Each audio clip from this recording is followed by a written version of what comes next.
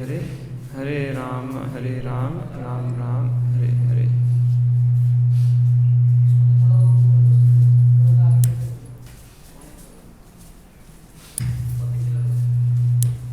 Volume set नहीं है इसका, रेवोल्यूशन ज़्यादा है तो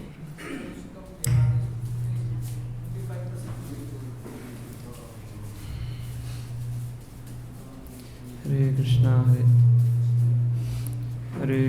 हरे कृष्णा कृष्णा कृष्णा हरे राम हरे कृष्णा फिर कर रहा है। पीछे रख दो या तो इसको, सबसे पीछे।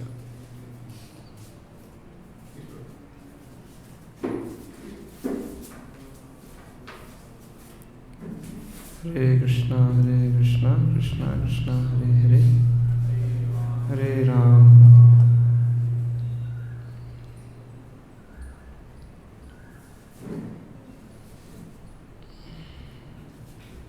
हरे कृष्णा कृष्णा कृष्णा हरे हरे, हरे राम राम राम हरे हरे।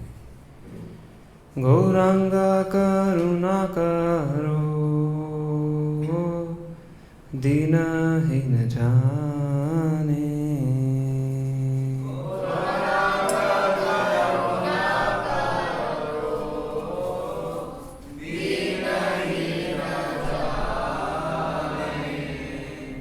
गौरांगा करुणा करो दीनहीन जाने,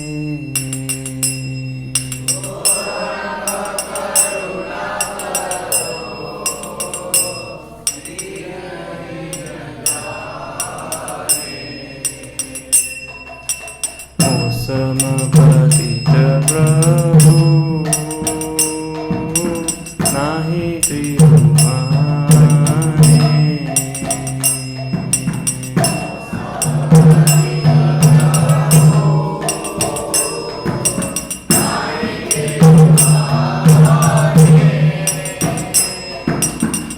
समपतित प्रभु नाहि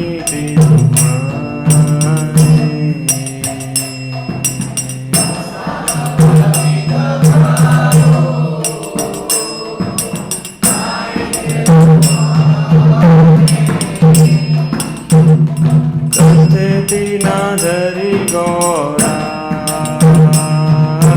सखी है तुम्हारा,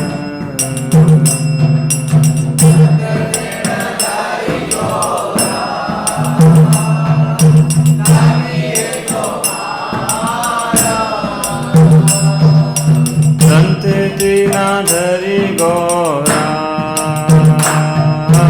सखी है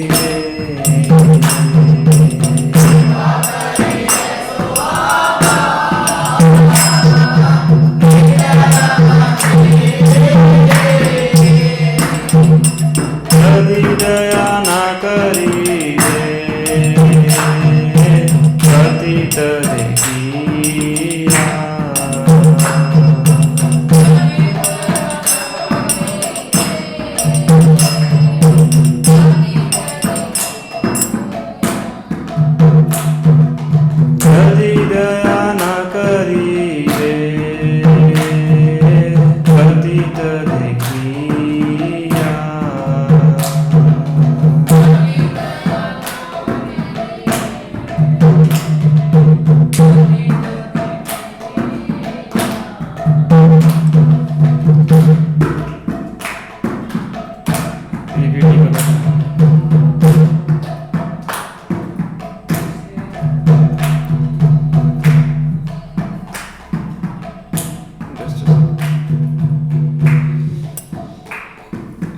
पीपीटी में थोड़ी प्रॉब्लम है।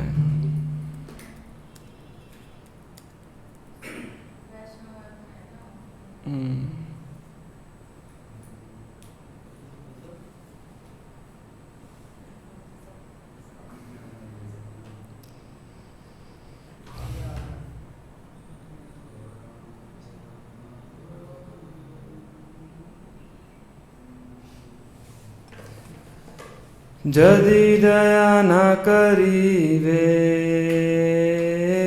पतित देखिया,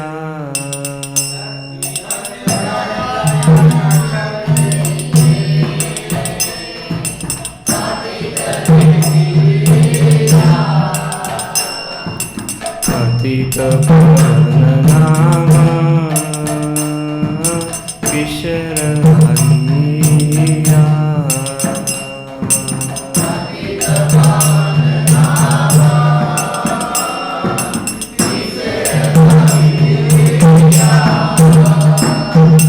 पतित पावन नाम किशोर हरिया,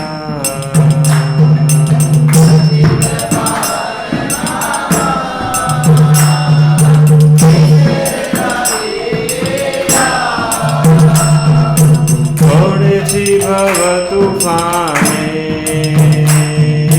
नाहिक Nisar,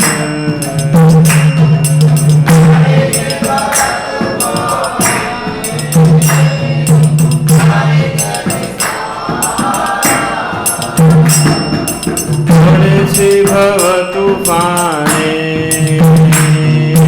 नाहिक Nisar,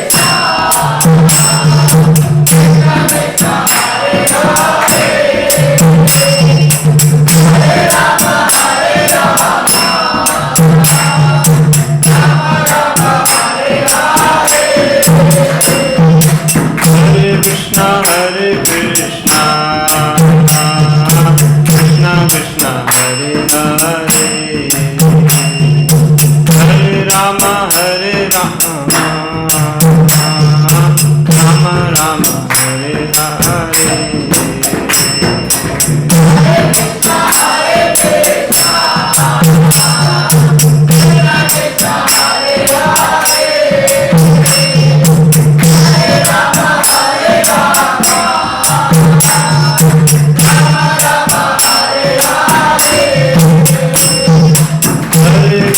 Hare Krishna, Krishna Krishna Hare Hare, Hare Rama Hare Rama, Rama Rama Hare Hare.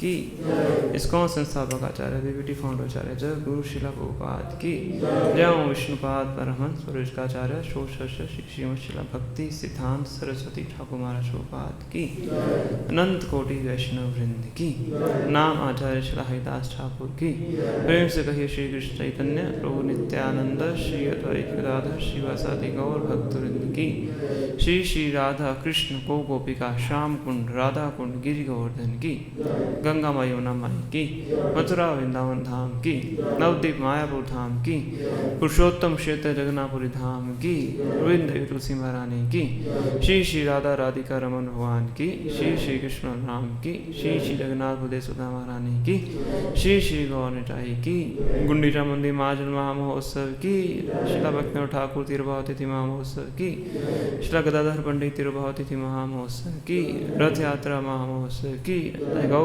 प्रेमानंदे और ग्लोरी टू सैंपल ड्यूटी और ग्लोरी टू सैंपल ड्यूटी हरे कृष्णा और ग्लोरी टू सैंपल ड्यूटी हरे कृष्णा और ग्लोरी टू श्री श्री गुरु श्री गौरांगा और ग्लोरी टू शिला प्रभुपाद की जय। ओम ज्ञानतिमिरन्धस्य ज्ञानाञ्जनशलाकया चक्षुरुन्मीलितं येन तस्मै श्रीगुरुवे नमः। श्रीचैतन्यमनोभीष्टं स्थापितं येन भूतले स्वयं रूपः कदा मह्यं ददाति स्वपदान्तिकं।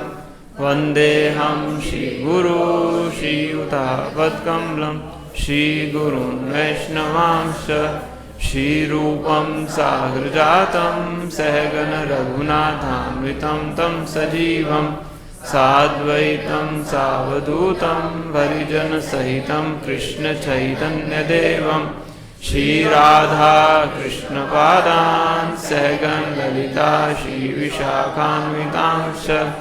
हे कृष्णा करुणा सिन्धु दीनबन्धु जगत्पते गोपेश गोपिका कांत राधा कांत नमस्तुते। तप्त कांचन गौरांगी राधे वृंदावनेश्वरी विश्वभानुसुते देवी प्रणमामि हरिप्रिये। वाञ्छाकल्पतरुभ्यश्च कृपा सिन्धुभ्येव च पतितानां पावनेभ्यो वैष्णवेभ्यो नमो नमः।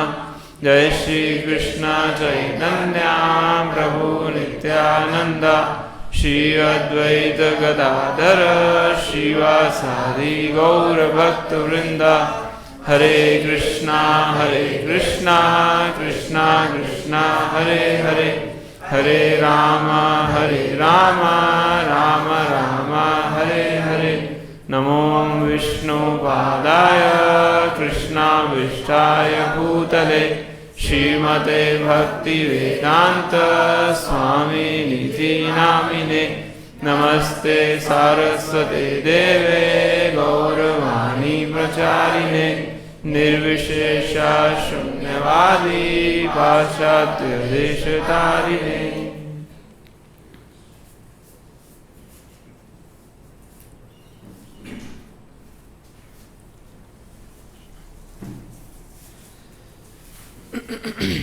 हरे कृष्णा। हाँ, सबका स्वागत है।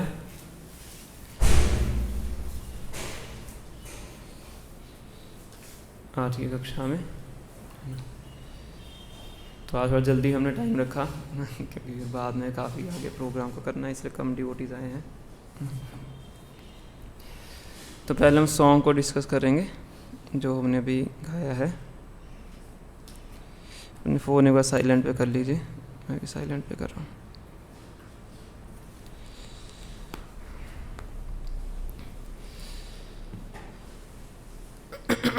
क्योंकि आज हम गुंडीचा मंदिर महाजन सेलिब्रेट कर रहे हैं, श्री चैतन्य महाप्रभु की लीला है। और आज गदाधर पंडित जी का भी तिरुभाव दिवस है ना, जो कि श्री चैतन्य महाप्रभु के पार्षद थे। और श्रील भक्तिविनोद ठाकुर उनका भी तिरुभाव दिवस है ना, वो भी चैतन्य महाप्रभु के पार्षद थे। और रथ यात्रा फेस्टिवल है ना, वो उसमें चैतन्य महाप्रभु पार्टिसिपेट किया करते थे, तो इसलिए हमने इस सॉन्ग को गाया है ना। तो यहाँ पे श्री नरोत्तम दास ठाकुर श्री चैतन्य महाप्रभु से कृपा की याचना कर रहे हैं, है ना। इसको बोलते हैं दैन्यमयी प्रार्थना, जो बहुत दीनता के साथ भगवान से प्रार्थना की जाती है ना। गौरांगा करुणा करो दीनहीन जाने मौसम पतित प्रभु नाही त्रिभुवने। हे श्री कृष्ण चैतन्य महाप्रभु, मेरे ऊपर करुणा कीजिए, ये समझ के कि मैं बहुत दीन हूँ, हीन हूँ, और मेरे जैसा पतित व्यक्ति इन तीनों लोकों में नहीं है। There is no more fallen than myself in all the three worlds. दंते तीना धरी गौरा डाकी है तो माँ, मैं अपने दांतों में घास के तिनकों को लेके आपसे प्रार्थना करता हूँ कि इस बार आप मुझे ऊपर कृपा कर दीजिए और मेरे हृदय में आके बैठिए। कृपा करी ऐशो अमार हृदय मंदिर, कृपा करके मेरे हृदय में आके आप वास कीजिए, है ना। तो भगवान को हृदय में बुलाने से पहले क्या करना होता है वो हम डिस्कस करेंगे, है ना। अभी वो क्या कह रहे हैं कि मेरे हृदय में आके बैठिए, है ना। यदि दया ना करीबे पतित देखिया पतित पावन नाम किशोर लागी, है ना। अगर आप मेरे ऊपर दया नहीं करेंगे मुझे पतित समझ के, तो आपका जो नाम है पतित पावन वो सार्थक नहीं होगा, है ना। क्या बोलते हैं हम गौर निताई को? पतित पावन गौर निताई, है ना। तो आपका नाम है पतित पावन, और अगर मेरे जैसे पतित के ऊपर दया नहीं करोगे तो आपका जो पतित पावन नाम है वो सार्थक नहीं होगा, है ना। तो मतलब मेरे ऊपर दया कीजिए।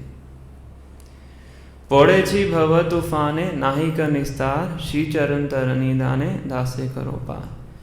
तो मैं इस भव सागर के तूफान में फंस चुका हूँ, है ना, और इससे बाहर निकलने का कोई उपाय मुझे समझ में नहीं आ रहा है। तो आप अपने चरणों की जो नौका है वो मुझे प्रदान कीजिए और मुझे इस भव सागर से पार लगाइए, है ना। श्री चरण तरनी दाने दासे करो पार। श्री कृष्ण चैतन्य प्रभु दासे रनुदास प्रार्थना करो सदा नरोत्तम दास, है ना। नरोत्तम दास ठाकुर क्या कह रहे हैं कि मैं श्री कृष्ण चैतन्य महाप्रभु के क्या हूँ? दासों का दास हूँ।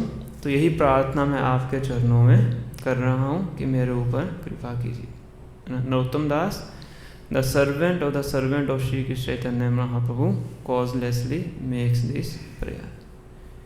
श्री चैतन्य महाप्रभु की जय।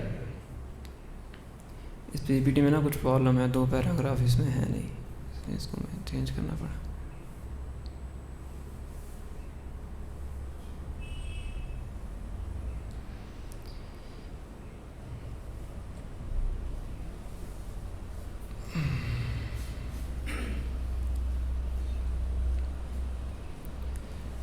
तो 4 उत्सव हैं जिनके ऊपर हमें चर्चा करनी है और टाइम हमारे पास कम है, तो संक्षिप्त में कुछ चर्चा हम करने का प्रयास करेंगे, है ना। सबसे पहले गुंडीचा मंदिर मार्जन, है ना, उसके ऊपर चर्चा करते हैं थोड़ा सा संक्षेप में, फिर आगे बढ़ेंगे। तो कितने भक्तों को पता है कि गुंडीचा मंदिर क्या है? हाथ खड़ा कीजिए। क्या है गुंडीचा मंदिर? कितनों को पता है? कौन से मंदिर का नाम है? 1 2 ढाई थोड़ा डर के हाथ खड़ा के।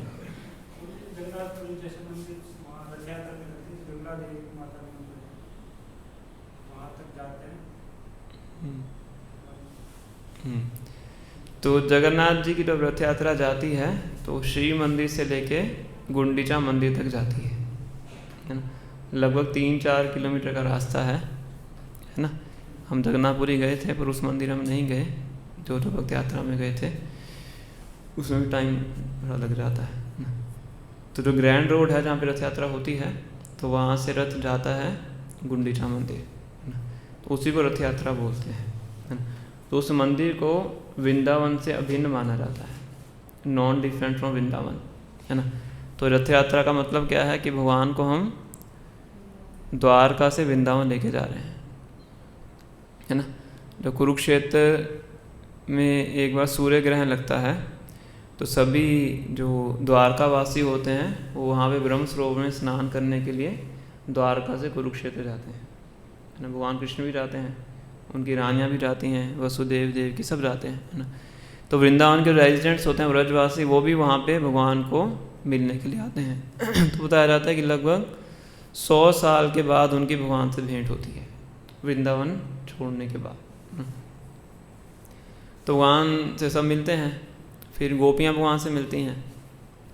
तो गोपियाँ कहते कि आप हमें इस वेशभूषा में अच्छे नहीं लगते, है ना। आप वही कृष्ण हैं, हम भी वही गोपियाँ हैं, पर आपने जो राजसी वेश पहना है वो हमें पसंद नहीं है, है ना। क्योंकि राजसी वेश में क्या होता है, संबंध के बीच में क्या कहेंगे इसको, घनिष्ठता में बाधा आती है ना। तो हमें तो वही वृंदावन पसंद है ना, वही गोवर्धन है ना, वही यमुना है ना, वही जो वन है वही पसंद है। तो इसलिए हम आपको वहीं ले जाना चाहते हैं। तो भगवान को रथ में बिठा के वहाँ से खींच के एक तरह से वो वृंदावन ले जाना चाहते हैं गोपियाँ हैं। तो रथ यात्रा इसी घटना को भी सूचक करती है। इसलिए भगवान जगन्नाथ जी का फेस देखेंगे पूरी भाव की मुद्रा में है। एक और भगवान द्वारका के अंदर, कि भगवान द्वारका में जब थे तो रात को सपने में गोपियों का नाम उच्चारण किया करते थे। आंतरिक रूप से वृंदावन जाना चाहते थे। गो अपने सखाओं का नाम उच्चारण करते थे, यशोदा माता का नाम उच्चारण करते थे, है ना, गोपियों का नाम उच्चारण करते थे। तो कई बार मूर्छित भी हो जाते थे वृंदावन का स्मरण करके, है ना। तो फिर जो रोहिणी माता थी, है ना, वसुदेव देव की थे, अन्य भगवान की रानियाँ थी, तो उनको डर लगता है कि ये क्या हो गया। उद्धव जी को बुलाया जाता है। उद्धव जी सबसे बड़े काउंसलर हैं, भगवान को भी काउंसल करते हैं। फिर नारद मुनि भी आते हैं, है ना। तो फिर कहते हैं कि हम इनको वृंदावन ले जाते हैं। कहते अगर एक बार गए फिर वापस नहीं आएंगे ये भी खतरा है ना। तो कहते कि पहले हम जाके वृंदावन वासियों को थोड़ा आगाह कर देते हैं कि वो भगवान को रिसीव करने के लिए रेडी हों, है ना। तो कहते पहले कौन जाएगा। तो उद्धव जी को कहते कि आप जाइए। कहते मैं नहीं जाऊँगा, मैं एक बार जा चुका हूँ, उनको वादा किया था कि लेके आऊँगा वापस, वो वादा पूरा नहीं हुआ, मुझे पकड़ लेंगी, है ना। फिर बलराम जी को कहते हैं आप जाइए आगे। कहते मैं भी जा चुका हूँ, है ना। यशोदा माता नंद महाराज को मैंने वादा किया था कि इन्होंने मुझे बोला था कि वादा करो जाके, मैं आऊँगा, ये गए नहीं, है ना। तो सुभद्रा महारानी कहती मैं आगे जाऊँगी, मैं लेडी हूँ, तो मुझे देख के वो लेडीज़ को देख के वैसे ही व्यक्ति का हृदय वो पिघल जाता है ना। तो यशोदा माता नंद महाराज से जाके मैं प्रार्थना करूँगी ऐसे ऐसे। तो इसलिए जो सुभद्रा महारानी का रथ है सबसे आगे जाता है, उसके बाद बलराम जी का जाता है, फिर उसके बाद सबसे एंड में जगन्नाथ जी का आता है। इसलिए जगन्नाथ जी हैं पूरे भाव की मुद्रा में है, हाथ उनके अंदर घुसे हुए हैं, चरण है ही नहीं, है ना, मुंह भी इस तरह से है, क्योंकि जब अष्ट सात्विकार आते हैं तो जो शरीर इस तरह से बन जाता है ना। श्री चैतन्य महाप्रभु जब इन भावों को प्रकट किया करते थे तो उनका भी जो दिव्य देह था इस प्रकार से हो रहा था, है ना। तो फिर भगवान को उस मुद्रा में उठा के श्री मंदिर से एक तरह से जो गुंडीचा मंदिर है वहाँ तक ले जाया जाए। रथ यात्रा इसी का सूचक है। 3-4 ऐसे पास टाइम आते हैं ना। तो इसलिए गुंडीचा मंदिर क्या है, क्या है गुंडीचा मंदिर, क्या है सुना ही नहीं आप। वृंदावन से अभिन्न है, नॉट डिफरेंट फ्रॉम वृंदावन, है ना। तो इसीलिए रथ यात्रा से एक दिन पहले श्री चैतन्य महाप्रभु उस मंदिर में जाते थे अपने पार्षदों के साथ, और वहाँ पे जाके उस मंदिर की सफाई किया करते थे, है ना। तो ये प्रथा भगवान ने ही शुरू की है ना। तो इस लीला के पीछे बहुत से अभिप्राय हैं, है ना। भगवान बहुत कुछ हमें सिखाना भी चाहते हैं, है ना, कि किस प्रकार से हमें कार्य करना चाहिए। तो पहला तो हम इससे सीख लेते हैं कि अगर हमें भगवान को अपने हृदय में आमंत्रित करना है ना, तो सबसे पहले क्या करना पड़ेगा, हृदय की सफाई करनी पड़ेगी, अदरवाइज भगवान वहाँ पे नहीं आते हैं, है ना। दूसरा, अगर हमें अपने घर में भगवान को आमंत्रित करना है तो क्या करना पड़ेगा, घर की सफाई करनी पड़ेगी, है ना। इसलिए प्रभुपाद जी कहते थे cleanliness is next to godliness, है ना। हिंदी में क्या बोलेंगे इसको, भगवत्ता के साथ स्वच्छता है, स्वच्छता के साथ भगवत्ता है ना। अगर गंदगी है तो वहाँ भगवान नहीं आएंगे, है ना। इसलिए प्रभुपाद जी कहते थे our temples should be revolutionary clean, क्रांतिकारी तरीके से साफ होने चाहिए, तभी भगवान वहाँ पे आएंगे, गंदगी में भगवान नहीं आएंगे, है ना। तो ये श्री चैतन्य महाप्रभु अपने इस लीला से हमें सिखाना चाहते हैं, है ना। तो भगवान उन मंदिरों के अधिकारियों को बुलाते हैं कि हम कल सफाई करना चाहते हैं, है ना। तो तुरंत ही वो 100-200 झाड़ू मंगवा देते हैं, 100-200 घड़े मंगवा देते हैं, है ना। पहले तो घड़े होते थे, है ना। और फिर अगले दिन सुबह भगवान अपने पार्षदों को लेके साथ में सफाई करने के लिए जाते हैं। तो बहुत बड़ी लीला है, मैं संक्षिप्त में आपको बता रहा हूँ। चैतन्य चरितामृत मध्य लीला में इसका वर्णन आता है ना। तो भगवान सबको अपने साथ में लेके जाते हैं। तो बताया जाता है कि 3 फेस में सफाई करते हैं। सबसे पहले तो मोटा मोटा कचरा निकालते हैं, है ना। मोटा कचरा होता है ना, जो धूल मिट्टी हमें दिखती है, जैसे पत्ते वत्ते गिरे होते हैं, ऐसा मोटा मोटा कचरा है। तो इनको इकट्ठा करना आसान है ना। मोटा मोटा झाड़ू लगाओगे, हाथ से उठा सकते हो, है ना। सबसे पहले क्या करते हैं, मोटा मोटा कचरा निकाल के मंदिर से बाहर फेंकते हैं, है ना। तो इसका मतलब क्या है कि जो हम अपने हृदय की स्थूल सफाई करते हैं, ग्रॉस क्लीनिंग, है ना। जैसे 4 नियमों का हम पालन करते हैं, है ना। आगे आ जाइए, मतलब पीछे बढ़ता जाएगा, या इतनी जगह खाली पड़ी, पीछे वो रास्ता फिर ब्लॉक हो रहा है ना। ग्रॉस सफाई मतलब मोटी मोटी सफाई। जैसे हम 4 नियमों का पालन करते हैं, किसके समान है, ग्रॉस क्लीनिंग के समान, है ना। कि उनको करना रिलेटिवली ईजी है, इसलिए हम देखते हैं भक्त 1-2 महीने के बाद सब नियम पालन करना शुरू कर देते हैं, है ना। तो ये क्या हो गया, अपने हृदय की मोटी मोटी सफाई होगी। मतलब जो जो चीज़ें दिख रही हैं बहुत प्रोमिनेंट रूप से, उनको आपने निकाल के बाहर फेंक दिया, है ना। ये है फर्स्ट फेज अपनी क्लीनिंग का, है ना। फिर सेकंड फेज में भगवान क्या करते हैं, दोबारा फिर मंदिर में जाते हैं। फिर वो छोटे छोटे कण हैं धूल मिट्टी के, जैसे हम डस्टिंग करते हैं, डस्टिंग करना मुश्किल होता है ना। फिर जो ऐसे पंखों में मिट्टी लगी हुई है, छत में मिट्टी लगी है, जो मिट्टी दिखती भी नहीं है ना, उसको भी गीला कपड़ा करना पड़ता है, उससे खुरचना पड़ता है ना। तो उसको करने में क्या लगता है, मेहनत भी लगती है और समय भी लगता है ना। इसको बोलते हैं सटल क्लीनिंग, सूक्ष्म सफाई, है ना। ये सेकंड फेस है ना। तो इसका मतलब क्या है कि पहले फेस में तो हमने वो चलो मांसाहार करना छोड़ दिया, जुआ खेलना छोड़ दिया, नशा करना छोड़ दिया, अवैध यौन संबंध छोड़ दिया, है ना। अब इसके बाद जो हृदय के अंदर हमारे सूक्ष्म अनर्थ हैं ना, सूक्ष्म अनर्थ कौन से हैं,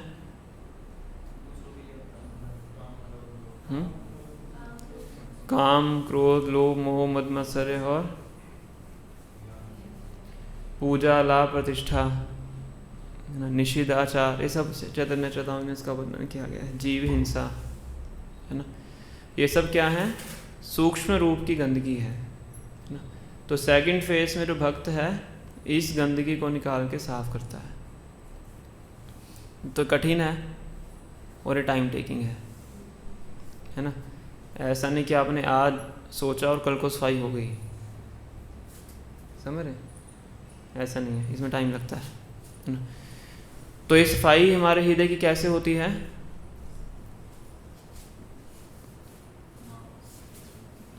ये आंतरिक सफाई होती है हरे कृष्ण महामंत्र का जप करने से, है ना। जो जितना सावधानी से जप करता है उतना जल्दी उसके हृदय की सफाई होती है ना। शिक्षा अष्टकम में श्री चैतन्य महाप्रभु हरि नाम की फर्स्ट इंस्टॉलमेंट क्या बताते हैं, चेतो दर्पण महाजन, है ना। कि हमारा जो चित्त है उसकी सफाई होती है क्या करने से, हरे कृष्ण महामंत्र का जप करने से, है ना। तो इसे जितनी सावधानी से करेंगे उतना जल्दी सफाई होगी। जितना असावधानी से करेंगे तभी भी सफाई होगी, पर टाइम बहुत लग जाएगा, है ना। हरि नाम का प्रभाव तो हर स्थिति में प्राप्त होता है ना। जितना सावधानी से करेंगे उतना जल्दी प्रभाव पड़ता है ना। तो इसको बोलते हैं सटल क्लीनिंग, है ना। और जब हम सटल क्लीनिंग करते हैं तो एक बार बहुत धूल मिट्टी उड़ती है ना। अब कपड़ा लेके झाड़ना शुरू कर दीजिए, है ना। जैसे आसन है ना, अब तो साफ लग रहा है, जोर से मुक्का मारोगे तो क्या निकलेगा मिट्टी निकलेगी, उड़ेगी मिट्टी, है ना, दिखेगी नहीं, पर जब सफाई करने लगोगे तो दिखेगी। इसी प्रकार से जब हम हरे कृष्ण महामंत्र का जप करना शुरू करते हैं, कई बार अपनी गंदगी हमें खुद से दिखती है ना, जो कि पहले दिखती नहीं थी, है ना। तो कई बार भक्त को लगता है कि ये तो महामंत्र का जप करके और ज़्यादा गंदगी हो गई हृदय के अंदर, है ना। पर गंदगी हुई नहीं है, गंदगी पहले थी, वो दिख नहीं रही थी, अब आपको दिखनी शुरू हुई है क्योंकि सफाई होनी शुरू हो गई है ना। अगर सफाई करते रहेंगे तो एक दिन सारी गंदगी भी साफ़ हो जाएगी, पर तब तक आपको पेशेंस रखनी पड़ेगी और सफाई करते रहना पड़ेगा, टॉयलेट करना पड़ेगा, है ना। तो इसलिए इसको बोलते हैं सटल क्लीनिंग, सूक्ष्म सफाई, है ना। तो दूसरा फेस श्री चैतन्य महाप्रभु करते हैं, है ना। बहुत अच्छे से डिटेल में जाके सफाई करते हैं, पानी डालते हैं, है ना। क्योंकि उस टाइम पे तो टैप्स वगैरह होती नहीं थी, है ना, पाइप्स भी नहीं होती थी, है ना।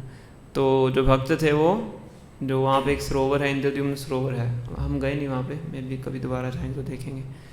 तो वहाँ से घड़े भर के ला रहे थे, 100 भक्तों ने लाइन बनाई हुई थी घड़े लाने के लिए। तो तट पे इतनी भीड़ हो जाती है तो उसके बाद जो भक्त थे वो कुएं से पानी निकालना शुरू कर देते हैं ना, फिर 100-200 घड़े और बुलाए जाते हैं, इतने भक्त वहाँ पे इकट्ठे होते हैं, है ना। तो दो आपस में टकराते हैं, घड़े टूट जाते हैं, पूरा ऐसे पूरा कोलाहल मच जाता है ना। तो इतने भक्त वहाँ पे सेवा करते हैं सफाई करने की, है ना। ये पूरे मंदिर किस प्रकार से सफाई की जाती है ना, क्यों करते हैं? क्योंकि अगले दिन जगन्नाथ जी ने आना है ना। ये भगवान को इन्वाइट करने की प्रक्रिया है ना। फिर सब सफाई करने के बाद क्या करते हैं, मंदिर के बाहर का पूरा सड़कों को साफ करते हैं। इसको क्यों साफ करते हैं? रथ तो फिर पूरा रास्ता साफ करना चाहिए, ये जगन्नाथ मंदिर से लेके गुंडीचा मार्जन तक, वो भी होता ही होगा, पर बाहर का रास्ता क्यों साफ करते हैं? माताओं को पता हो, घर की सफाई करते हैं।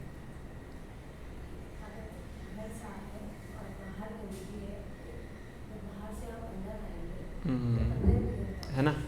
अगर बाहर गंदगी है तो क्या हो जाएगा, दोबारा फिर गंदगी आ जाएगी, है ना। तो ये क्या बताता है कि अगर आपने एक बार अपना हृदय साफ कर लिया, है ना, बहुत अच्छे से भक्ति की, हृदय भी साफ हो गया, उसके बाद एक भक्त को बहुत सावधान रहना होता है ताकि गंदगी दोबारा उसके अंदर ना चली जाए, है ना। कि जब तक इस भौतिक जगत में है तो ये क्या है, दूषित जगह है ना। दूसरी जगह पे जाओगे तो दूषीकरण मिलेगा ही मिलेगा ना। इसीलिए सफाई करने के बावजूद भी जो भक्त है वो सावधान रहता है कि दोबारा गंदगी अंदर ना चली जाए। इसलिए जो अपनी सराउंडिंग्स हैं उसको बहुत स्वच्छ रखता है। सराउंडिंग्स को स्वच्छ रखने का मतलब भक्तों के संग में रहता है, भौतिकवादी लोगों के संग में नहीं जाता है ना। भौतिकवादी लोगों के संग में जाएगा तो दोबारा फिर गंदगी आएगी, है ना।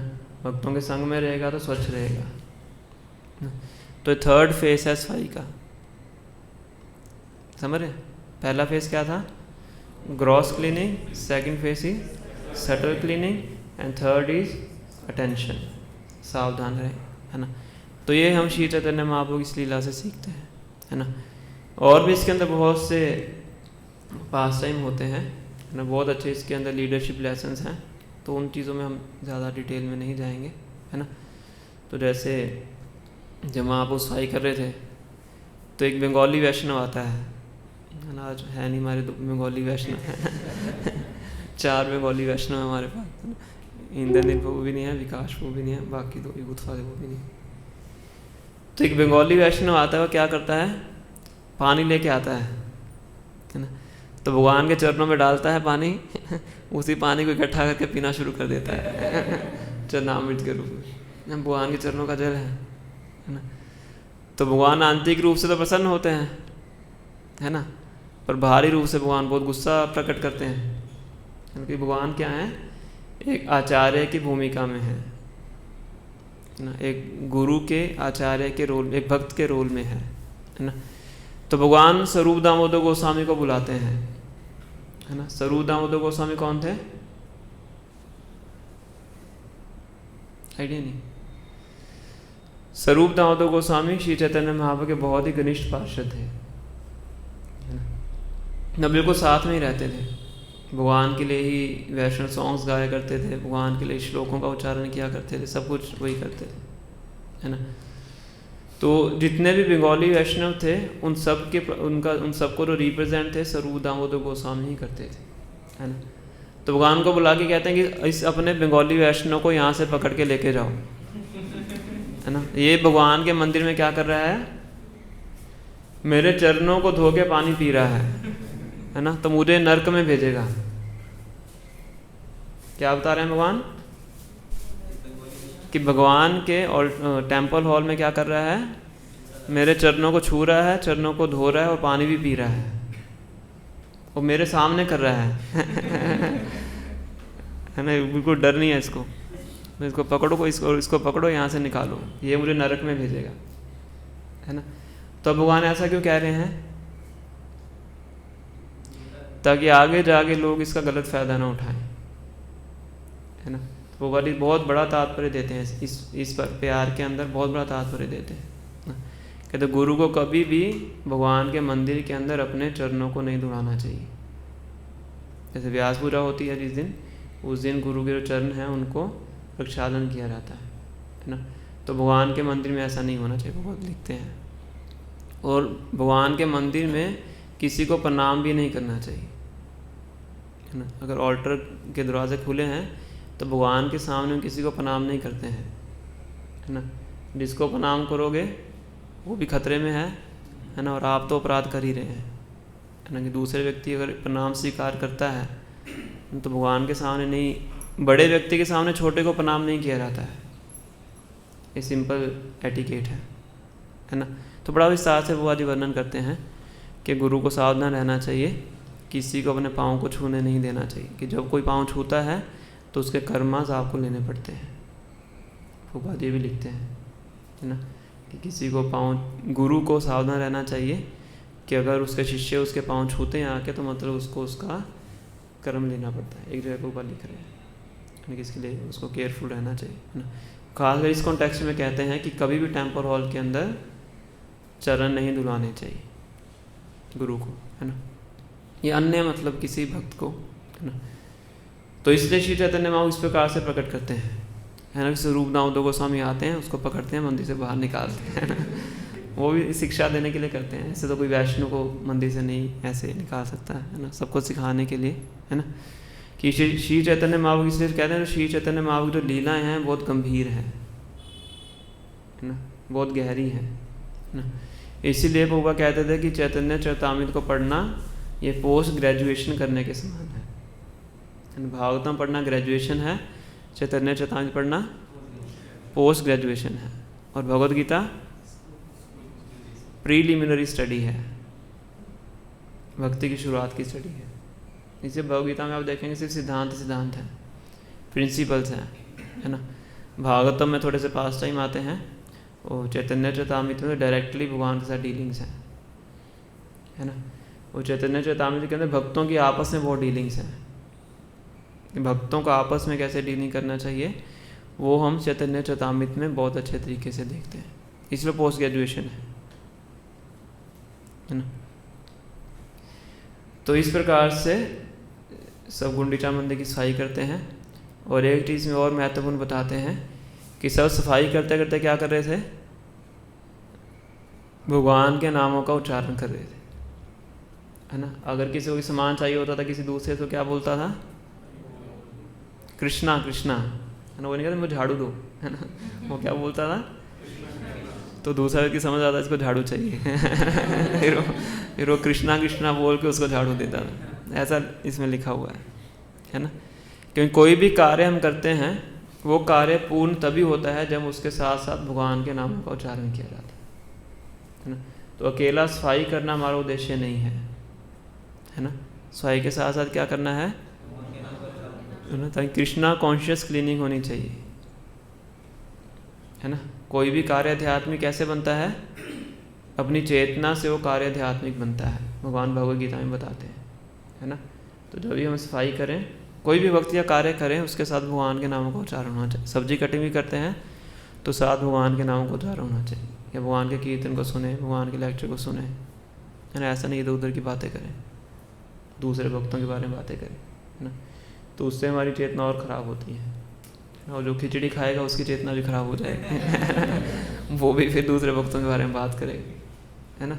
समझ रहे हैं। तो हमारे जो वर्ड्स हैं कितना हमारी कॉन्शियसनेस को इफेक्ट करते हैं, है ना। तो जो भी कार्य करें, हर कार्य के अंदर भगवान के नाम का उच्चारण होना चाहिए, उसी से हमारी सफाई होती है।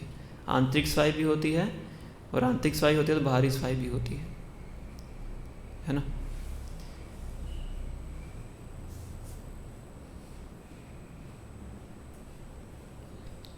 फिर श्री चैतन्य महाप्रभु कहते हैं कि जिसने जितना जितना कचरा निकाला है सब उसका मंदिर के बाहर ढेर लगाओ, तो मैं आके चेक करूँगा किसने कितनी कितनी सफाई की है। और जिसका कचरा सबसे कम होगा उसको क्या करना होगा? क्या करना होगा? सबको खीर और रसगुल्ले खिलाने होंगे। लिखा हुआ है वहाँ पे, चैतन्य महाप्रभु ने बोला कि जो कम सफाई करेगा उसको क्या करना है? खीर और रसगुल्ले खिलाने हैं सबको। ये क्या है? पुनिशमेंट है ना। पहले ऐसी पुनिशमेंट कहाँ मिली थी? पानी हाटी चिड़ा दी उत्सव, है ना। तो वैष्णव में इस प्रकार के दंड दिए जाते हैं, समझे? जिससे उसका ही भला हो, बाकी सबका ही भला हो, है ना। और बाकी सब उसको याद भी रखेंगे। तो इस प्रकार से अगर कोई भक्त भगवान को दिखता था बहुत अच्छे से सफाई कर रहा है तो उसको जाके अप्रिशिएट करते थे, और जो उनको लगता था कि बहुत ढीला बैठा हुआ है ना, तो उसके पास जाते थे भगवान और कहते थे कि बहुत अच्छे से सफाई कर रहे हो, है ना, तो बाकियों को भी बताओ कैसे सफाई करनी चाहिए। इस तरीके से बताते हैं ना, ताकि उसको समझ में आए कि मैं बहुत कम सफाई कर रहा हूँ। तो ऐसा इस लीला में बहुत कुछ बहुत अच्छे अच्छे पास टाइम्स हैं, पर अभी हमारे पास समय कम है इसलिए विस्तार से चर्चा नहीं कर रहे हैं, है ना। तो इस प्रकार से बहुत महत्वपूर्ण ये लीला भगवान की होती है ना। और भगवान अपने सभी पार्षदों के साथ ये लीला करते हैं। नवद्वीप से ही पार्षद भगवान के आते थे, 4 महीने के लिए जगन्नाथपुरी में रहते थे, तो उनको साथ में लेके भगवान इस गुंडीचा मंदिर की सफाई किया करते थे। तो तब से ये जो उत्सव है गुंडीचा मंदिर महाजन के नाम से सेलिब्रेट किया जाता है। तो कल को जितने भी हमारे इस्कॉन टेम्पल्स हैं वर्ल्ड वाइड, सबके अंदर सभी भक्त आते हैं और मंदिर की सफाई करते हैं, इसलिए इसको मार्जन मतलब सफाई करना, है ना। गुंडीचा मंदिर मार्जन, जितना हम भगवान के मंदिर को साफ करते हैं उतना ही हमारा जो हृदय है वो साफ होता है ना। तो बाहरी रूप से लगेगा कि ये तो भंगी का काम है ना, पर ये ऐसा कार्य नहीं है। ये क्योंकि भगवान की सेवा है तो इसीलिए इसको करने से जो हमारा हृदय है वो शुद्ध होता है ना। मंदिर में ऐसे बहुत से भक्त हैं जो इस दिन का वेट करते हैं, सुबह ही आ जाते हैं अपना सब काम वगैरह पूरा करके कि अब रात तक यहीं रहेंगे, है ना। और कुछ भक्त तो गमछों में आते हैं कि हम टॉयलेट साफ करेंगे। तो बहुत अच्छे से हमारे मंदिर में तो बहुत ड्यूटीज़ होते हैं, 400-500 भक्त आते हैं, सब सेवा करते हैं। तो इस प्रकार से ये उत्सव हम आज छोटे लेवल पे मनाने का प्रयास करेंगे, है ना। और दूसरा फेस्टिवल है श्रीला भक्तिविनोद ठाकुर जी का तिरोभाव दिवस, है ना। वैष्णव के समाज में आविर्भाव और तिरोभाव दोनों मनाए जाते हैं, है ना। क्या कहेंगे उसको, अपीयरेंस डे और डिसअपीयरेंस डे दोनों सेलिब्रेट किए जाते हैं, है ना। तो कोई कहे कि चलो बर्थडे तो माना कि सेलिब्रेट करना चाहिए, डिसअपीयरेंस डे क्यों सेलिब्रेट करना चाहिए? वो तो दुखदाई परिस्थिति लगती है ना। तो वैष्णव के डिसअपीयरेंस होने पे क्यों सेलिब्रेशन की जाती है? क्योंकि वो इस शरीर को, इस जगत को छोड़ के कहाँ जा रहे हैं? भगवान के धाम। आप इधर आ जाइए, यहाँ पे जगह है, इधर जो बैठे हुए हैं, नहीं आप तो बैठिए, इनको आप इधर आ जाइए, माता जी की जगह है ना। तो क्योंकि तिरोभाव दिवस के दिन जो भक्त है इस जगत को छोड़ के कहाँ जाता है?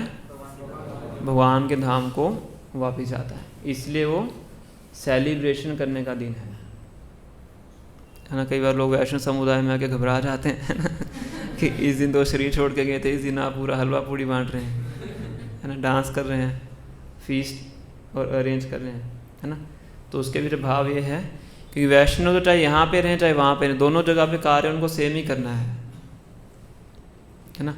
इसे कहते हैं कि वैष्णव चाहे जिए चाहे मरे उससे कोई फर्क नहीं पड़ता है, जियो वा मरो वा, है ना। क्योंकि दोनों जगह पे जाके उसको कार्य क्या करना है? सेम कार्य करना है ना। जैसे श्रीला प्रभुपाद जी का तिरुभाव दिवस होता है, कब होता है?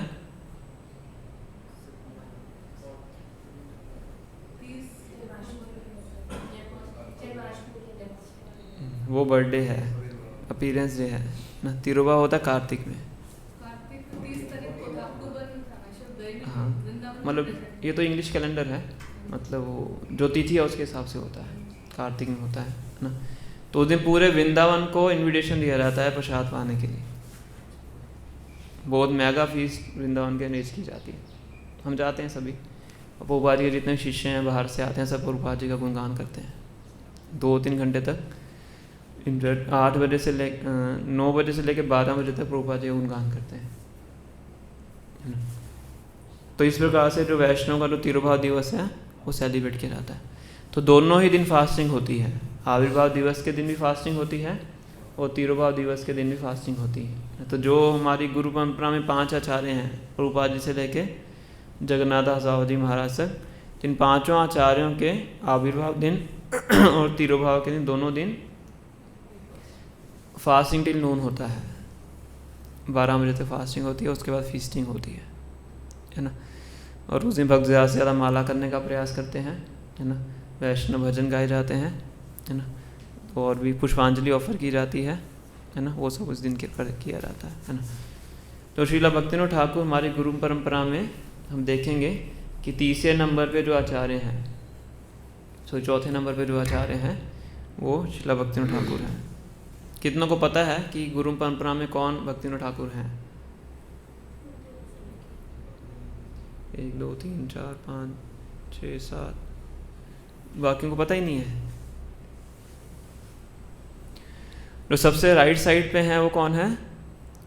श्रीला जगन्नाथ दास बाबाजी महाराज, है ना।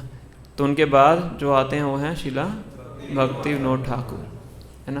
किनके पिताजी थे? भक्तिदास ठाकुर महाराज के पिताजी थे, है ना।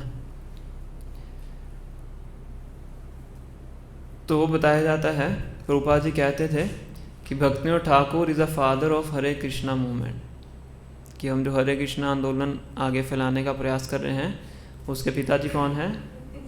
भक्तिविनोद ठाकुर, क्योंकि उन्होंने इसकी नींव रखी थी, है ना। क्योंकि श्री चैतन्य महाप्रभु के अप्रकट होने के बाद बहुत से गलत संप्रदाय प्रचलित हो गए थे, है ना। गलत संप्रदाय का मतलब होता है अपसंप्रदाय, अपसंप्रदाय मतलब जो सही शिक्षाओं से डाइवर्ट हो जाते हैं, है ना। क्योंकि जो गौड़ीय वैष्णव संप्रदाय है, वैष्णव संप्रदाय है ना, उसमें हम जैसे हमारा लक्ष्य होता है प्रेम पुमार्थो महान, कृष्ण प्रेम को विकसित करना, है ना। और हमारे जो आइडल्स हैं वो कौन है? किन के भक्त चिन्हों पे चलना है? गोपी, है ना।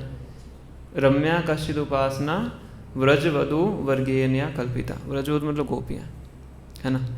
कि एपिटमी है डिवोशनल सर्विस की, है ना। तब लोग ये सब सुन लेते हैं, है ना। अब इसको प्राप्त करना कठिन है ना, बहुत साधना करनी पड़ेगी। तो कहते हैं कि अगर घी सीधी उंगली से ना निकले तो टेढ़ी उंगली से निकाल लो, है ना। तो वहाँ उस स्तर तक तो पहुँच नहीं सकते, तो क्या करते हैं? गोपियों वाले कपड़े डाल लेते हैं, गोपी बन जाते हैं, है ना। तो ये एक अपसंप्रदाय है जिसको बोलते हैं सहजिया।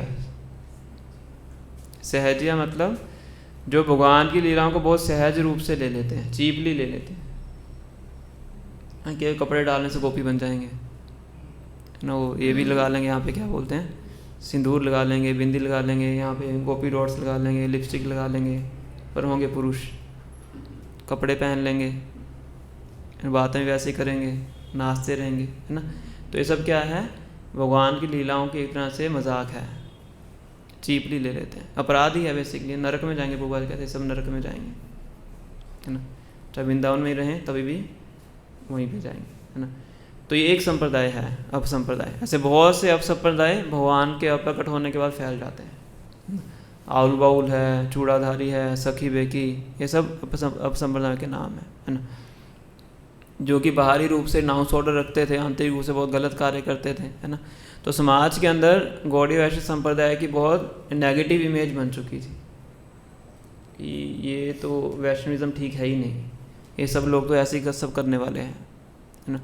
तो ऐसे समय पे श्रीला भक्तिविनोद ठाकुर ने बहुत परिश्रम करके गौड़ीय वैष्णव सिद्धांतों को दोबारा से स्थापित करने का प्रयास किया, ऐसे इन्वायरमेंट के अंदर, है ना, कि वास्तविकता में गौड़ीय वैष्णव संप्रदाय है क्या, या गौड़ीय वैष्णव टीचिंग्स हैं क्या, वास्तविकता में वैष्णविज्म किसको बोलते हैं, वो उन्होंने ऐसे इन्वायरमेंट के अंदर उसको दोबारा से स्थापित करने का प्रयास किया। इसलिए बहुत चैलेंजेस भी उनको फेस करने पड़े, है ना। तो बाहरी रूप से वो डिस्ट्रिक्ट मैजिस्ट्रेट थे, है ना। डिस्ट्रिक्ट मैजिस्ट्रेट मतलब कि एक भारतीय को अंग्रेज़ी शासन में जो सबसे बड़ी पदवी दी जाती थी वो थी डिस्ट्रिक्ट मैजिस्ट्रेट। इसके ऊपर गवर्नमेंट में कोई पोजीशन भारतीयों को नहीं दी जाती थी, तो उस पोजीशन में थे। जज को ही बोलते हैं, जजमेंट देते हैं, है ना। तो बताया जाता है कि इतने दक्ष मैजिस्ट्रेट थे कि जो केस इतने सालों से पड़े होते थे 5-5, 10-10 मिनट में उन केसों को निपटा देते, है ना। और किसी व्यक्ति को पनिशमेंट भी देते तो इतने मृदुभाषी थे, मृदुभाषी मतलब बहुत सॉफ्टली, इतना प्रेम से बोलते थे कि वो व्यक्ति खुशी खुशी पनिशमेंट स्वीकार कर लेता था। कि वैष्णव की क्वालिटीज़ हैं, 26 गुण वैष्णव के बताए गए हैं, उसमें से एक गुण है मृदुभाषी, बहुत प्रेम से बोलता है। नेगेटिव चीज़ ही बोलेगा तो बहुत प्रेम से बोलेगा, सामने वालों को कष्ट नहीं होता है। अनुद्वेग कर्म वाक्य में भगवगीता में पढ़ते हैं, है ना। तो ये बहुत इनकी क्वालिफिकेशन थी, इसलिए जो ब्रिटिश गवर्नमेंट थी इनको छोड़ना नहीं चाहती थी। इनको जगन्नाथपुरी में इनकी पोस्टिंग होती है और जगन्नाथ मंदिर के इनको इंचार्ज बना देते हैं, है ना।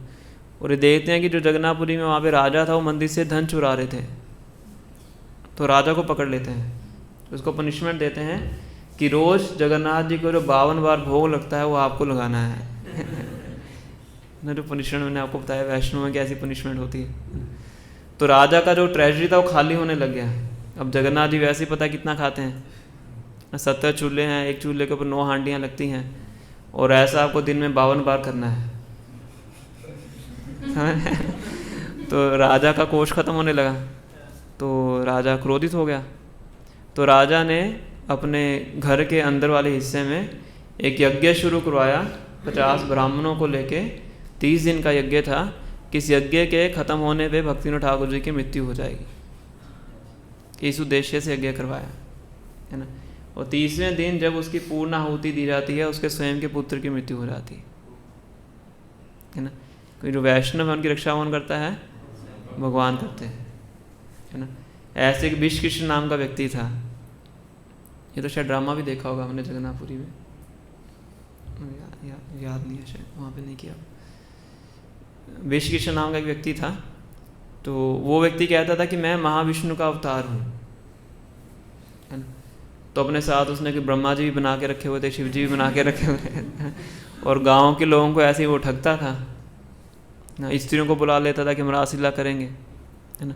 तो ब्रिटिश गवर्नमेंट के पास शिकायत पहुंचती है, और ब्रिटिश गवर्नमेंट इनको देते हैं प्रोजेक्ट भक्तिविनोद ठाकुर को कि आप इंडियन हैं। उनको पता भी था कि ये इतने उच्च कोटि के धार्मिक व्यक्ति भी हैं, है ना। तो भक्तिविनोद ठाकुर जाते हैं उनके पास, अपने पुलिस वगैरह को लेके जाते हैं।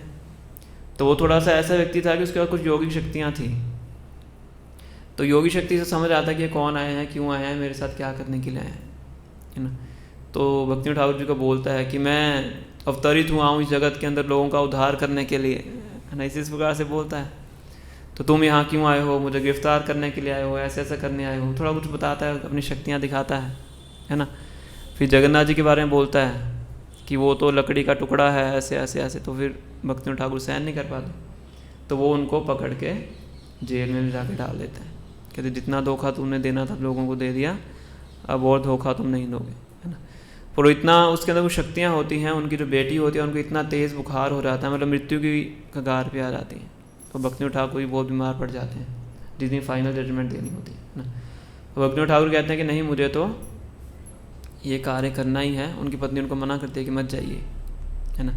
कहते ये व्यक्ति धर्म के नाम पे बहुत गलत कार्य कर रहा है, इसको सज़ा मिलनी चाहिए। वो जाते हैं, फिर उसको सज़ा सुनाते हैं। फिर उनका सर्वेंट जाता है भक्तिविनोद ठाकुर जी का, उस योगी के बाल काट देता है, कैंची लेके, घास काटने वाली कैंची कि योगियों की जो शक्ति होती है जटाओं के अंदर होती है ना। तो उसके बाद पूरा शक्तिहीन हो जाता है, बता भी जेल के अंदर ही शरीर छोड़ देता है ना। मतलब ऐसे ऐसी चुनौतियों का उनको सामना करना पड़ता था, ऐसे ऐसे लोगों से उनको मिलना पड़ता था, है ना। पर फिर भी उन्होंने वो पूरी मेहनत के साथ इस चीज़ को करते थे, है ना। बताया था कि एक चैतन्य चरितामृत की कॉपी प्राप्त करने के लिए उनको 7 साल लगते हैं। किस लिए लगते हैं? किस लिए? चैतन्य चरितामृत की कॉपी प्राप्त करने के लिए। ऐसा सुना है हमने लेक्चर्स के अंदर, है ना। और पूरी रात बैठ के वो ट्रांसलेशन करते थे। 100 से ज़्यादा उन्होंने पुस्तकें हमें दी हैं लिख के। और इतने वैष्णव भजन हैं। नॉर्मली हम जितने वैष्णव भजन गाते हैं या नरोत्तम दास ठाकुर जी के द्वारा लिखे हुए हैं या भक्तिनाथ ठाकुर जी के द्वारा लिखे हुए हैं। जो राधा माधव हम गाते हैं वो भक्तिनाथ ठाकुर जी के द्वारा लिखा हुआ है। जय राधा माधव कुंज बिहारी गोपी जन वल्लभ गिरिवरधारी, है ना, इनके द्वारा लिखा हुआ है। जो प्रसाद हम ग्रहण करने से पहले हम मंत्र गाते हैं, महाप्रसादे गोविंदे, है ना, वो भी इन्होंने लिखा हुआ है। बहुत से भजन इन्होंने बंगाली लैंग्वेज में भी लिखे हैं, है ना। तो बहुत इनका कंट्रीब्यूशन है हमारे संप्रदाय के अंदर, है ना। तो ये भगवान से प्रार्थना करते हैं कि मैं अकेला प्रचार करने में सक्षम नहीं हूँ, तो मुझे आप क्या कीजिए, पुत्र प्रदान कीजिए कि जो मेरे साथ प्रचार करने में सहयोग दे सके। बोलते रे ऑफ विष्णु, भगवान से कहते हैं कि अपनी किरण मुझे सहयोग देने के लिए भेजिए, है ना। तो बताया जाता है कि आइडियल हाउस होल्डर लाइफ हम श्रीला भक्तिनाथ ठाकुर जी के जीवन से देख सकते हैं। एक आइडियल हाउस होल्डर कैसा होना चाहिए। हमारे आचार्य हैं और हाउस होल्ड लाइफ में है ना, और इनकी 10 संतानें थी और डिस्ट्रिक्ट मैजिस्ट्रेट थे। इसके बाद भी तो कितनी बुक्स इन्होंने लिख के दी। डिस्ट्रिक्ट मैजिस्ट्रेट कोई छोटी पोस्ट है, तो शेड्यूल बिजी होता होगा कि नहीं, है ना। और बच्चे कितने हैं? 10, है ना। आज के मुकाबले 10 गुना है, जिनके पास 2 हैं उनसे 5 गुना है ना। फिर भी देखो ट्रांसलेशन करते थे और पूरे दिन में, टोटल पूरे दिन में 24 घंटे में उनकी नींद होती थी 3 घंटे के आसपास, सब कुछ मिला के, दिन की नींद रात की नींद मिला के, है ना। बाकी सब अपना उनका पूरा शेड्यूल लिखा हुआ है। जैसे आज जब भी क्लास होते हैं तो उनका पूरा शेड्यूल बोर्ड पे लिखा रहता है। आज वहाँ पे पंजाबी बाग में हो रही होगी तो शायद लिखा होगा उन्होंने, है ना। तो बहुत अच्छा शेड्यूल फॉलो करते थे, है ना। सब ड्यूटीज़ को पूरा करते हुए भी साथ में जो भक्ति की अपनी कमिटमेंट्स थी वो पूरी करते थे। इसके साथ साथ ही प्रचार करते थे। 500 भक्ति रिक्शाज वो लेते थे। कितने? 500। मतलब ऐसा नहीं कि सारे आप खुद ही लेते थे, मतलब पूरा उनके गाइडेंस के अंदर।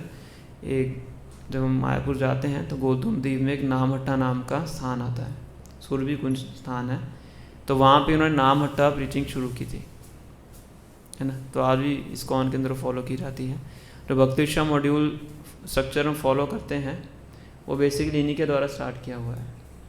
थोड़ा सा उसको समय के अनुसार मॉडिफाई किया हुआ है, पर उसका जो ओरिजिनेटर है वो यही है। तो नामहट्ट मतलब नाम का बाज़ार, वो इन्होंने शुरू किया था।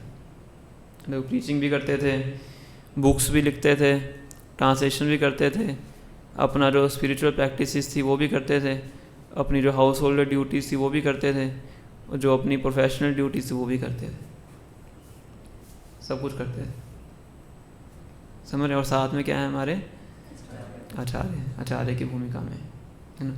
तो वहाँ से प्रार्थना करते हैं कि मुझे ऐसा पुत्र प्रदान कीजिए जो कि मेरे प्रचार में सहयोग दे सके, है ना। फिर उनके घर में कौन प्रकट होते हैं? श्री भक्ति सिद्धांत सरस्वती ठाकुर। बताया था कि जब उनका जन्म होता है तो उनकी जो अम्बिलिकल कॉर्ड, क्या बोलते हैं उसको, नहीं हिंदी में कुछ पर्टिकुलर नेम होता है उसका, अभिनाल होता हुआ है, तो वो उनके शरीर में इस प्रकार से लिपटी हुई थी जैसे जनेऊ होता है जो पैदा होते हैं, है ना।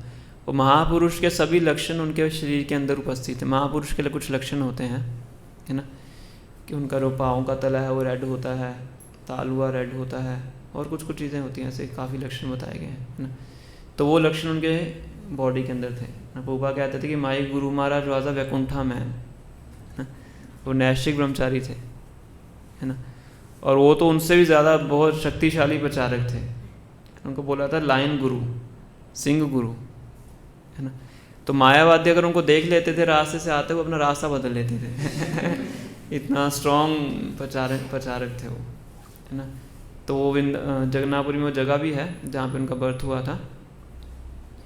तो सबसे पहले वहीं गए थे, जब कैंप में गए थे सबसे पहली जगह हमने वही विज़िट की थी, जब भक्तिविनोद ठाकुर जी का बर्थ प्लेस हमारे उसके साथ वाला ही था, जहाँ पे हमने स्टे किया था उसके साथ वाला ही ना। तो वहाँ पे वो उनका जन्म होता है, और उनके जन्म के कुछ ही समय बाद रथ यात्रा का उत्सव था, और रथ यात्रा के उत्सव के टाइम रथ उनके घर के आगे आगे खड़ा हो जाता है, और 3 दिन तक वहाँ से हिलता नहीं है। हाथी घोड़े बुलाए जाते हैं, बड़े बड़े रेस्लर बुलाए जाते हैं, रथ हिलता नहीं है ना। तो फिर उनकी जो माता थी, भक्तिविनोद ठाकुर जी की जो पत्नी थी, वो भक्तिदास सूरी ठाकुर महाराज को लेकर रथ के ऊपर जाती हैं, है ना, और जगन्नाथ जी का जो गारलैंड उनके गले में पड़ता है। तो मतलब ये सब चीज़ों से पता लगता था कि ये वही संतान है जिसके लिए भक्तिविनोद ठाकुर जी भगवान से प्रार्थना करते हैं, है ना। वो बहुत सी भविष्यवाणी भी करते हैं, है ना। वो भविष्यवाणी करते हैं कि ऐसा एक दिन ऐसा आएगा जब अलग अलग देशों से जो भक्त हैं वो सब इकट्ठे होंगे कहाँ पे, मायापुर धाम में, और क्या बोलेंगे, जय सच्चिनंदन जय सच्चिनंदन जय सच्चिनंदन गौर। ये उन्होंने भविष्यवाणी की थी तो अब देखिए भविष्यवाणी पूरी सत्य है। जब हमारी मायापुर में परिक्रमा होती है तो उनके घर जाया जाता है, तब सब यही उच्चारण करते हैं, जय सच्चिनंदन जय सच्चिनंदन। तो ये भविष्यवाणी उन्होंने पहले ही कर दी थी। 1896 में उन्होंने एक बुक लिखी थी, Lord Chaitanya his life and teachings, English में लिखा था उन्होंने, और उस बुक को पूरे वर्ल्ड में डिस्ट्रीब्यूट करते हैं, है ना। और प्रभुपाद जी अमेरिका में जाते हैं, प्रीचिंग वहाँ पे शुरू करते हैं, तो उनके शिष्य एक लाइब्रेरी से वही बुक लेके आते हैं 70 साल के बाद। प्रभुपाद जी देख के बड़े प्रसन्न होते हैं। तब प्रभुपाद जी बोलते हैं, he is the father of our Hare Krishna movement, कि इसकी जो नींव थी उन्होंने रखी थी। प्रभुपाद जी कहते हैं कि 1896 में उन्होंने इस बुक को भेजा था बाहर, और मेरा जन्म भी 1896 में हुआ था क्योंकि प्रभुपाद जी को ही उसी संदेश को लेके पाश्चात्य देश में जाना था, है ना। तो एक ये भविष्यवाणी करते हैं ना। फिर वो ये भी भविष्यवाणी करते हैं कि आगे जाके बहुत अद्भुत मंदिर इस जगह में निर्माण होगा, जहाँ पे भी TOVP का निर्माण हो रहा है ना। और जो श्री चैतन्य महाप्रभु का जो जन्म स्थान है योग पीठ, वो भी भक्तिविनोद ठाकुर जी ही प्रकट करते हैं, वही बताते हैं कहाँ पे है। तो स्वानंद सुखद कुंज नाम से जगह है जहाँ पे उनका घर था। तो घर की छत से उन्होंने देखा था कि वहाँ से एक जगह से बहुत ही ज़्यादा प्रकाश आ रहा है गंगा पार करके। तो ऐसे 2-3 बार उन्होंने देखा। तो फिर वो अगले दिन वहाँ पे जाते हैं तो देखते हैं कि वहाँ पे बहुत ज़्यादा तुलसी के पेड़ उगे हुए हैं। तो कोई मुस्लिम व्यक्ति वहाँ पे काफ़ी मुस्लिम कम्युनिटी है, तो वो केयर टेकर जिनका जो लैंड था वो मुस्लिम था। तो कहते कि ये ज़मीन कैसी है, कहते बिल्कुल बेकार ज़मीन है, कुछ भी उगाओ तुलसी उगती है तो मुझसे ले लो ये तो कुछ उगता ही नहीं है, सिर्फ तुलसी उगती है। तो भक्तिविनोद ठाकुर जी को थोड़ा सा आभास होता है। फिर पूरा शास्त्रों में देखते हैं भगवान के जो जन्म स्थान के क्या क्या किस किस प्रकार से कहाँ कहाँ पे होना चाहिए, है ना। तो फिर जगन्नाथ दास बाबू जी महाराज उस टाइम पे वैष्णव थे, जिनको एक तरह से वो माना जाता था, रिप्रेजेंटेटिव माना जाता था पूरी वैष्णव कम्युनिटी, है ना। तो उनको वहाँ पे लेके आते हैं, और उस टाइम पे उनकी एज होती है 120 साल। वो खुद चल नहीं सकते थे, उनके सर्वेंट को टोकरी में बिठा के लेके आते हैं। मतलब उनकी ऐसी हालत है कि उनकी आंखों को खोलने के लिए उनके सर्वेंट पहले पलक को ऊपर उठाते थे तब वो देखते थे। उनकी फ़ोटो आप देख सकते हो, गुरु परंपरा में सबसे आगे है ना, बिल्कुल झुके भी हुए थे। तो उनको टोकरी में डाल के अपने सर के ऊपर रख के लेके आते हैं, प्रमाणित करने के लिए कि ये श्री चैतन्य महाप्रभु का जन्म स्थान है। और जैसे वहाँ पे पहुँचते हैं, टोकरी से कूद के नीचे छलांग लगाते हैं और नाचना शुरू कर देते हैं, है ना।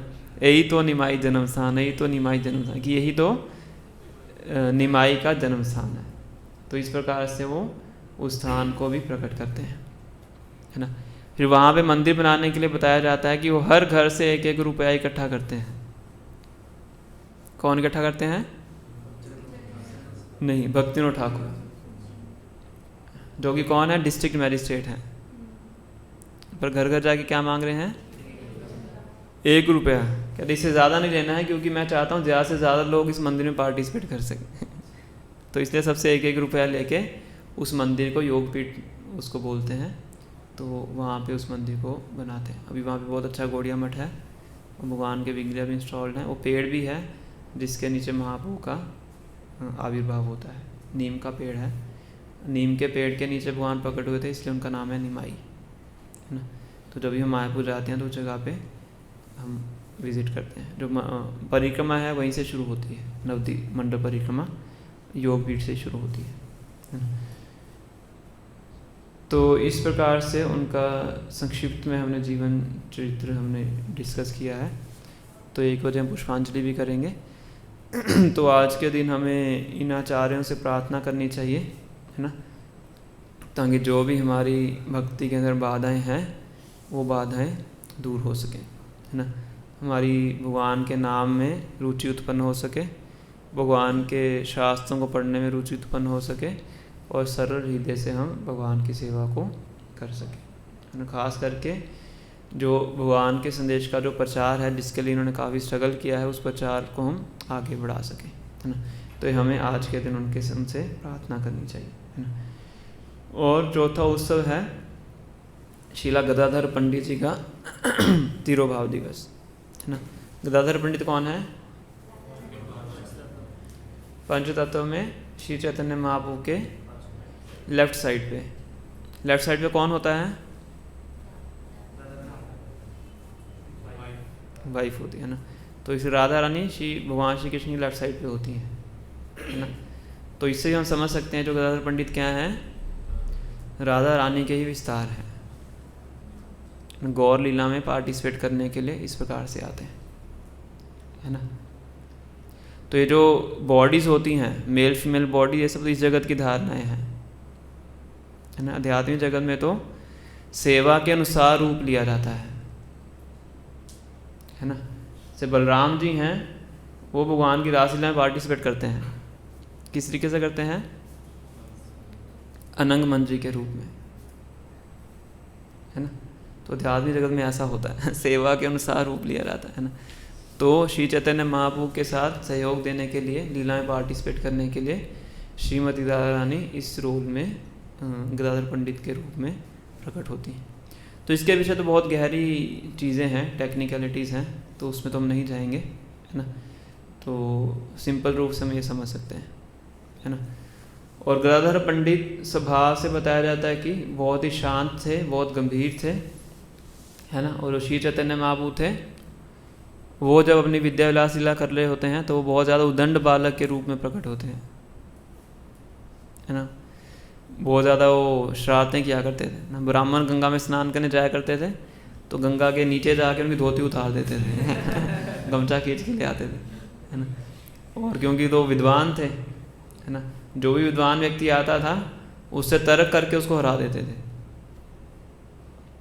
पहले कुछ ने कुछ आर्गूमेंट दिया तो अपने आर्गूमेंट उसके आर्गूमेंट को काट दिया तो व्यक्ति हार मान लेता था। फिर बाद में उसी के आर्गूमेंट को दोबारा साबित कर देते थे कि तुम सही बोल रहे थे, है ना।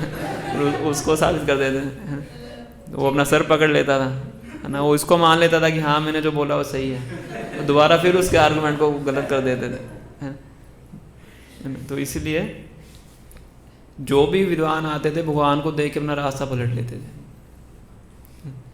तो एक बार ऐसी नवद्वीप में एक प्रगाढ़ पंडित आते हैं जिसका नाम था केशव कश्मीरी। तो दिग्विजय पंडित है। दिग्विजय मतलब सभी दिशाओं में विजय प्राप्त कर चुके थे।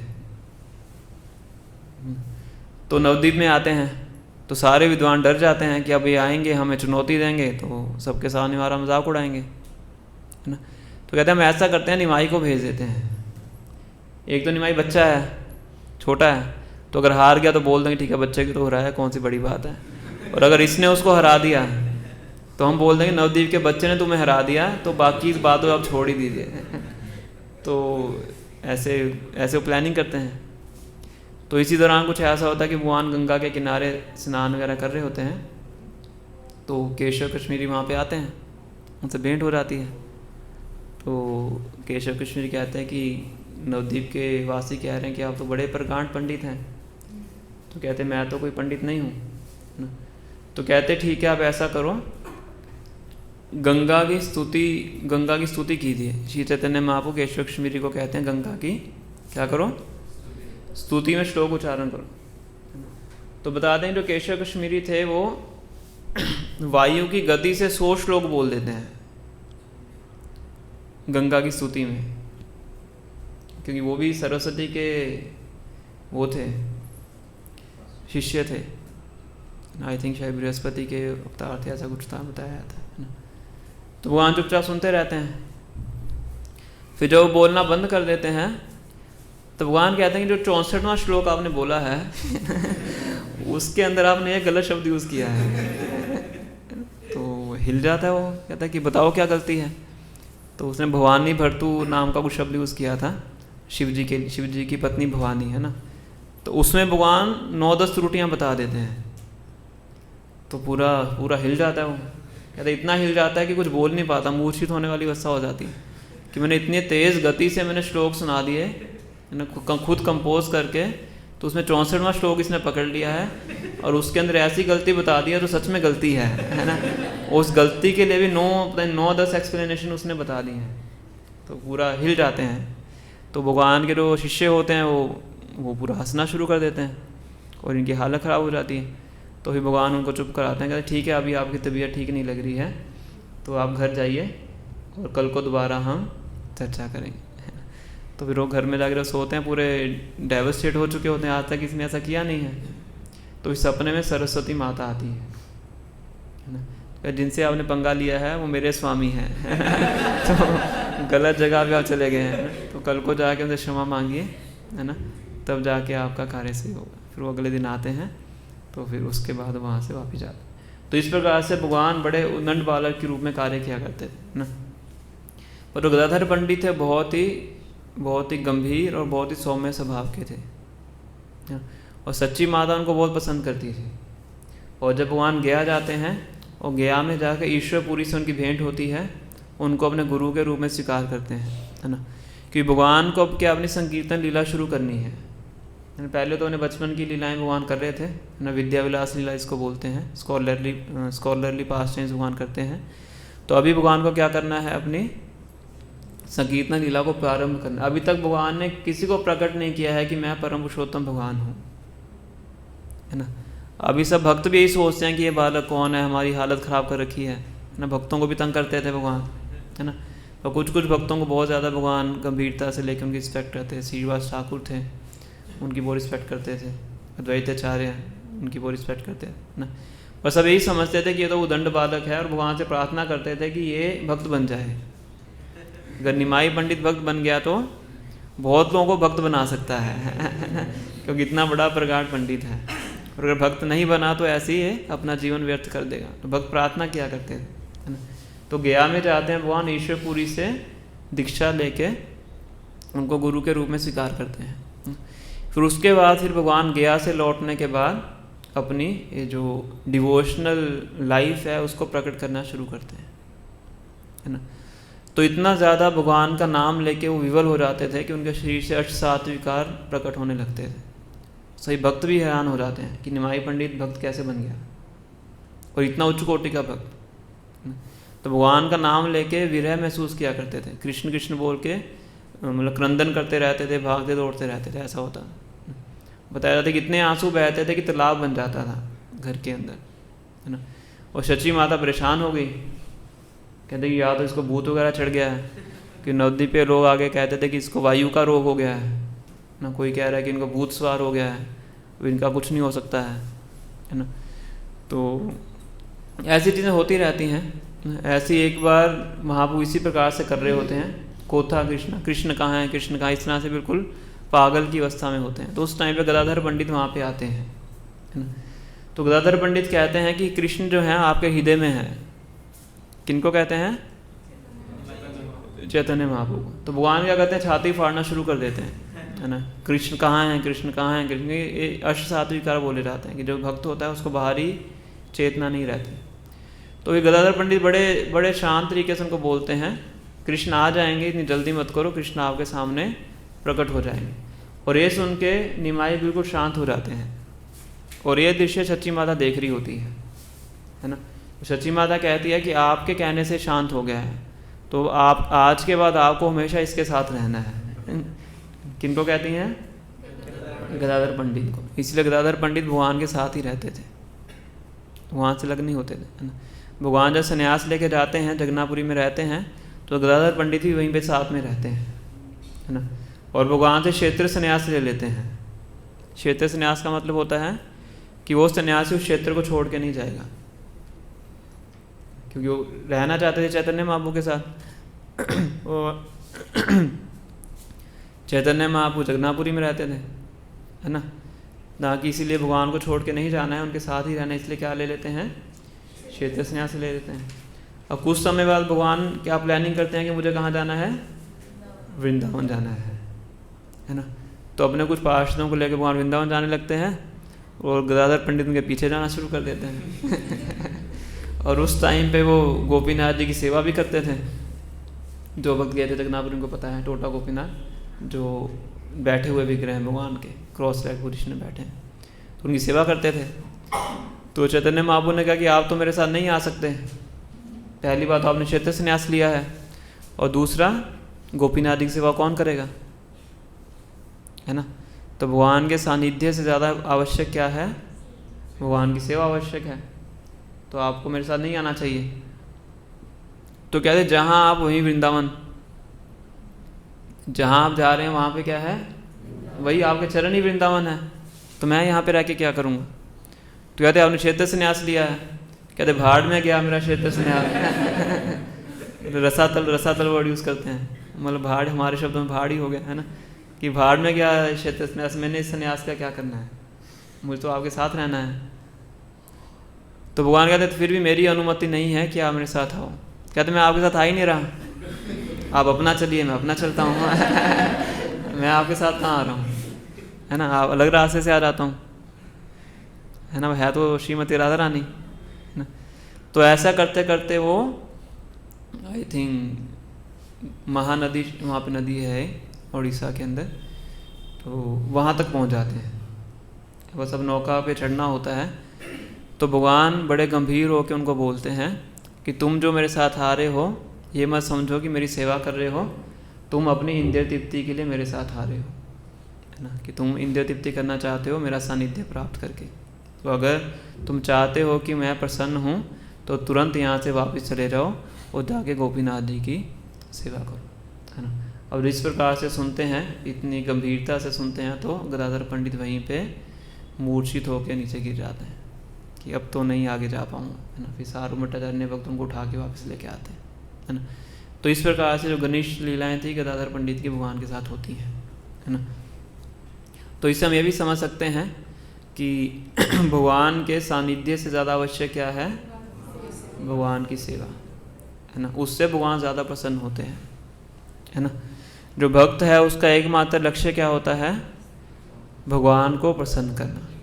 अपनी प्रसन्नता उसका लक्ष्य नहीं होता है ना। कई बार भक्ति में आने के बाद भी हम किसके ऊपर फोकस करते हैं, अपनी प्रसन्नता के ऊपर। वो भी अच्छी बात है, भगवान के धाम में जाना, भगवान के दर्शन करना, पर इससे भी ऊंचा सिद्धांत क्या है, भगवान की प्रसन्नता के लिए उनकी सेवा करना। हो सकता है उसके लिए भगवान से दूर ही जाना पड़े, जैसे प्रभुपाद जी गए थे, हाँ, प्रभुपाद जी तो वृंदावन छोड़ के शराबियों के बीच में चले गए, हिपीज़ के अंदर, हिपी लोगों के बीच में, है ना। तो जो भगवान से प्रेम करता है वो इसी प्रकार से कार्य करता है। तो भगवान इस तरीके से हम एक लीला से सीख सकते हैं, है ना। तो ऐसी बहुत सी गहरी लीलाएं हैं गदाधर पंडित के बारे में। तो उनका तिरुभाव दिवस है ना, और रथ यात्रा के बारे में संक्षिप्त में हमने थोड़ा सा चर्चा कर ही लिया था। परसों रथ यात्रा शुरू होगी और फिर 9 दिन के बाद रथ यात्रा वापस आती है ना, रिटर्न रथ यात्रा होती है ना। तो हम यहीं स्टॉप करेंगे, 9:55 हो गए हैं। तो किन्हीं का कोई प्रश्न है, कुछ आप पूछना चाहते हैं तो आप पूछ सकते हैं। आप लेट आए हैं। तिरोभाव का मतलब होता है डिसअपीयरेंस, जिस दिन अप्रकट होता है। कोई और प्रश्न है किसी का?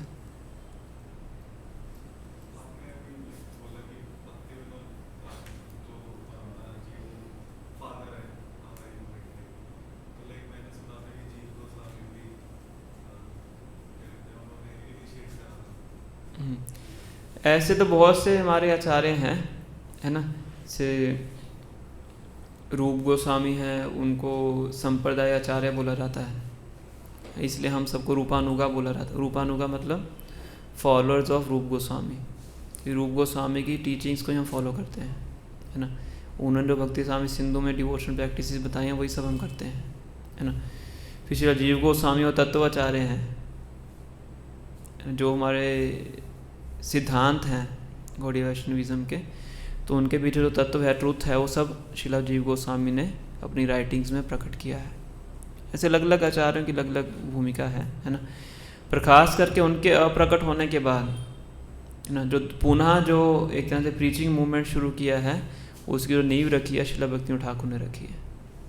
उससे पहले मोस्टली जो वैष्णव हुआ करते थे वो प्रोमिनेंटली भजनानंदी होते थे। भजनानंदी मतलब जो भजन में आनंद लेते हैं, अपने एकांत स्थान पे जाएंगे, वहाँ पे बैठ के अपना 24 घंटे माला करेंगे। जगन्नाथ दास साहब जी महाराज से, है ना, वो माला किया करते थे ना, पूरी पूरी रात बैठ के माला करते थे, है ना, खाते पीते भी नहीं थे, तो उनको भजनानंदी बोलते हैं। पर जो प्रीचिंग का जो मूवमेंट है वो भक्ति ठाकुर जी ने उसको दोबारा शुरू किया, है ना। उसको बोलते हैं घोष्ठानंदी, है ना, कि उसका जो मेन फोकस है प्रीचिंग होता है, इसलिए उनको फादर बोलते हैं, father of Hare Krishna movement. Hare Krishna movement जो जिसका भी अभी जो भी फैल रही है बेसिकली उसको, ठीक है।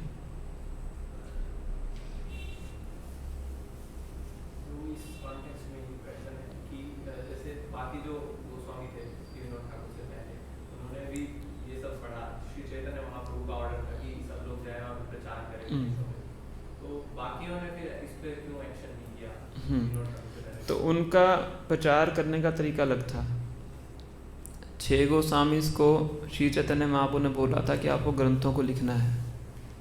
अभी हम प्रचार कैसे करते हैं? बुक्स को ही तो बांटते हैं। अगर उन्होंने बुक्स ना लिखी तो क्या बांटते हैं हम, है ना। प्रचार में जो बुक्स से पढ़ के बोल देते हैं हम, और क्या करते हैं, कोई किस तरीके से बोलता है, कोई किस तरीके से बोलता है, पर बोल तो बुक से ही पढ़ के बोल रहे हैं ना।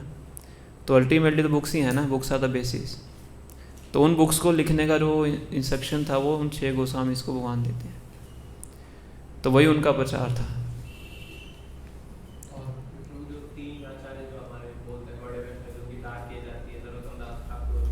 श्यामानंद प्रभु और श्रीनिवास आचार्य, तो उस समय पे भी कोई संप्रदाय थे, उन्होंने भी उस पे एक्शन नहीं किया उस समय? तो उस टाइम उन्होंने लिया था, जितना उनकी क्षमता में था उतना उन्होंने किया था। उसके अपसंप्रदाय तो अभी भी हैं। अपसंप्रदाय तो श्री चैतन्य महाप्रभु की प्रेजेंट में भी थे, प्रेजेंस में भी शुरू हो गए थे, क्योंकि जगत ही ऐसा है।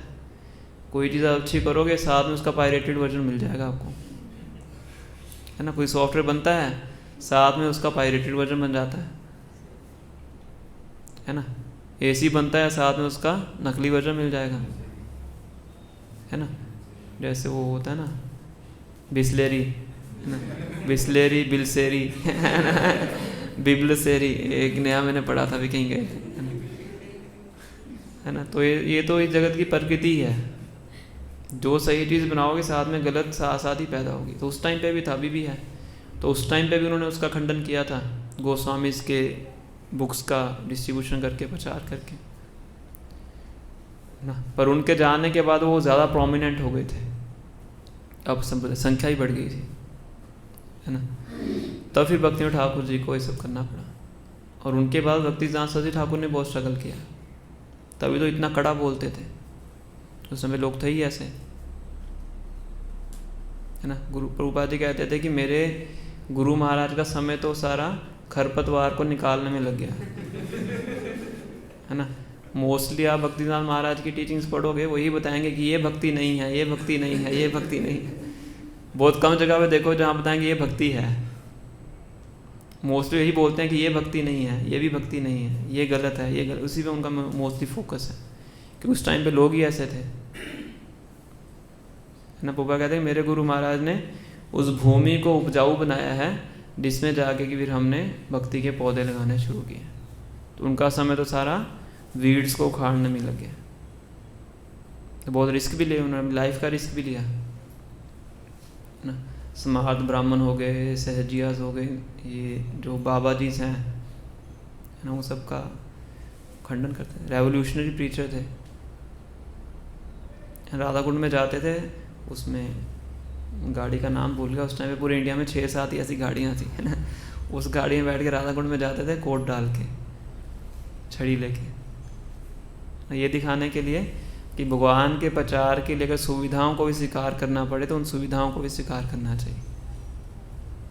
प्रभुपाद जी अमेरिका में गए, फिर प्लेन में बैठ के युक्त वैराग्य का जो सिद्धांत है, तो सिद्धांत को बड़े अच्छे तरीके से वो प्रस्तुत करते हैं, इसलिए उनका टाइटल भी भक्ति सिद्धांत, है ना।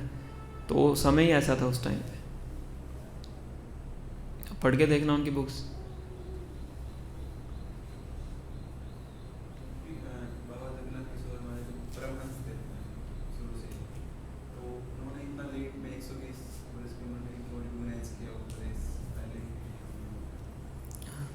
तो भगवान की इच्छा होती है भक्ति ठाकुर जी के माध्यम से उसको प्रकट करना। भक्ति ठाकुर जी उनसे शिक्षा भी लेते थे, जगन्नाथ दास जी महाराज से, है ना। और गौर किशोर दास साहब जी महाराज भक्ति ठाकुर जी से लेक्चर सुनने के लिए आया करते थे उनके लेक्चर्स में, इसलिए उनके शिक्षा गुरु भक्ति ठाकुर हैं। तो जो मायापुर में जगह है स्वानंद सुखद कुंज, तो वहाँ पे चारों महाजन, चारों गुरु परंपरा के हमारे आचार्य इकट्ठे होते थे। भक्तिदास महाराज उनके पुत्र ही थे, और गौर किशोर दास साहब जी महाराज वहाँ पे आया करते थे सुनने के लिए, जगन्नाथ दास जी महाराज भी आते हैं।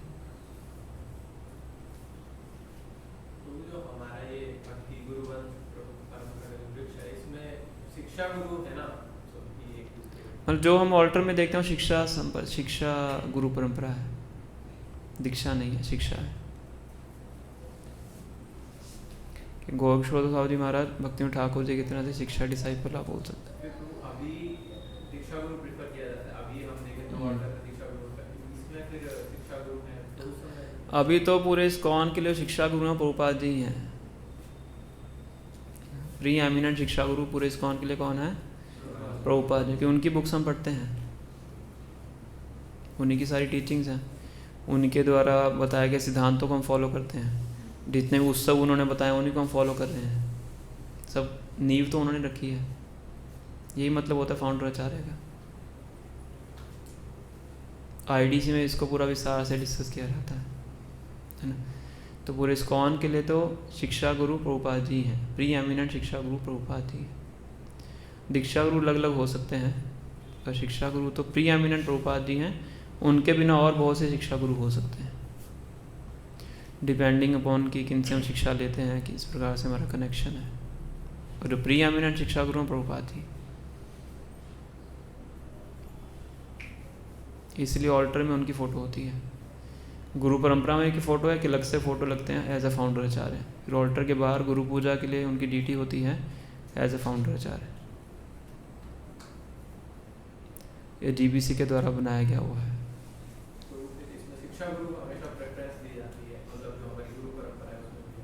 मतलब शिक्षा गुरु परंपरा है, ऐसा नहीं कि प्रेफरेंस दी है, प्रेफरेंस का इसमें वो नहीं है, पर हमने जो गुरु परंपरा जो रखी है वो शिक्षा गुरु परंपरा के हिसाब से ना। क्योंकि हमारे कुछ आचार्य हैं जिनके दीक्षा गुरु अलग थे, बाय सोशल कन्वेंशन उन्होंने दीक्षा हो सकता है किसी और से भी ली हो है। श्री चैतन्य महाप्रभु ने संन्यास केशव भारती से लिया था, जो कि वैश्य संप्रदाय से नहीं थे। क्यों लिया था? By according to social convention, ताकि लोग उनको एक्सेप्ट करें और भगवान प्रचार कर सकते। तो ऐसे हमारे आचार्यों ने भी किया है ना। भक्ति ठाकुर जी के दीक्षा गुरु कोई और थे, उनके बारे में ज़्यादा डिटेल आती भी नहीं है, वो ज़्यादा कंफर्म भी नहीं है कि वो वैष्णव कल्ट से थे कि नहीं। और शिक्षा वो लेते थे जगन्नाथ दास जी महाराज, इसलिए शिक्षा संप्रदाय पूरा आता है। तो फिर इसका तो मिसयूज जो आप संप्रदायवादी हैं, जो भी मायावादी हैं, वो भी यूज कर सकते हैं। वो बोलेंगे कि चैतन्य महाप्रभु ने केशव भारती से शिक्षा ली थी, तो केशव भारती मतलब संन्यास लिया था, तो केशव भारती उनके आइडियल थे, या फिर वो अच्छे हैं तो वो उन्हें फॉलो करते थे। वो भी ऐसा सोच कर सकते हैं। पर सत्य तो सत्य है। जिसने ट्रुथ को तोड़ना मरोड़ना है वो तो कर ही लेगा, और जो मूर्ख लोग हैं उसकी बात को मान लेंगे, है ना। पर भगवान ने ऐसा क्यों किया, किस तरीके से किया, वो सब तो हमें पता ही है। इसलिए तो नित्यानंद वो डंडा तोड़ देते हैं, है ना। भगवान नित्यानंद को साथ में लेके जाते हैं जगन्नाथपुरी, तो रास्ते में डंडे के 3 पार्ट तोड़ के बहा देते हैं। 3 पार्ट क्यों तोड़ते हैं? त्रिदंड, जो त्रिदंड होता है सन्यासी वैष्णव सन्यासियों के लिए होता है, और जो मायावादी सन्यासी तो 1 दंड धारण करते हैं, तो इसलिए तोड़ के उनको गंगा में बहा देते हैं। आपको आवश्यकता नहीं है डंडे की। महाप्रभु नाराज़ हो जाते हैं, क्या तुम मेरे साथ मत आओ, तुम पीछे रहो, मैं अकेला जाऊँगा। तो नित्यानंद तो फिर आंतरिक इच्छा को जानते हैं। तो ये थोड़ी गहरी लीलाएं हैं, जब डिटेल में जाके पढ़ते हैं तब पता लगता है ना। इसे कहते हैं कि श्री चैतन्य महाप्रभु की जो लीलाएं हैं समुद्र की तरह गंभीर हैं। कृष्णदास कविराज गोस्वामी लिखते हैं, तो मैं आपके सामने एक बूंद को रख रहा हूँ, है ना, तो उस बूंद को समझने का प्रयास करो। ठीक है, तो फिर हम यहीं स्टॉप करेंगे, है ना। श्री श्री राधाधिकरण भगवान की, श्री श्री कृष्ण बलराम की, श्री श्री जगन्नाथ बलदेव सुदामा रानी की, श्री श्री गौरताई की, गुंडीचा मंदिर महाजन महोत्सव की, शिला भक्तियों ठाकुर जी की, शिला गदाधर दास पंडित की, निताई गौर प्रेमानंदे, और glory to some lord Krishna, glory to some lord Krishna, और glory to some lord Krishna, Shri भगवान की जय। तो अभी हम क्लीनिंग शुरू करेंगे, वैसे ही काफ़ी लेट हो गए हैं हम, है ना। तो कौन कौन सा बात कहाँ पे करेंगे क्लीनिंग, तो हम आपको वहाँ जाके बताते हैं, है ना।